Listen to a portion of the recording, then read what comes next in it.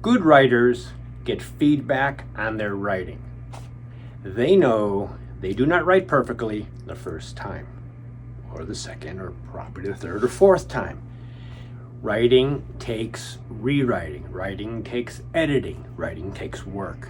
That's the wonderful thing about writing, because once you write it down, it's there. It's your thinking visualized. So if you want feedback, what kind of feedback do you get? Well, it's pretty simple.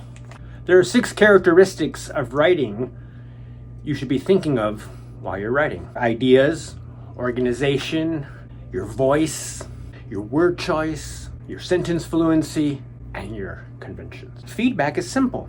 Ask someone to read your writing and instruct them to give you feedback based on those 6 categories.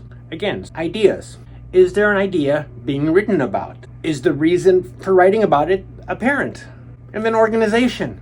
Are your ideas in order? Do they make sense? Is there a reason for everything?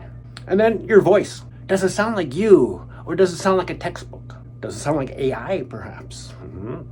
Does it sound like you're kind of not really sure what you're talking about, but you kind of do, but if someone were to ask you a question, you may not be able to answer? This is what people are thinking when they read it. And then there's your word choice.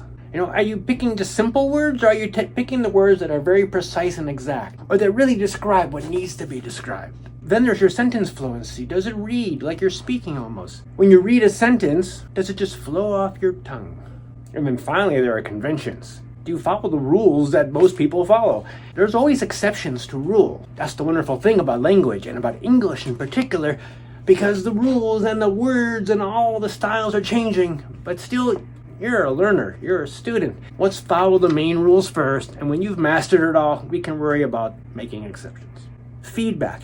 Get the feedback you need. Let someone tell you what they think, and when you ask them for the feedback, remind them to think about the idea, the organization, the voice, the word choice, the sentence fluency, and finally, structure.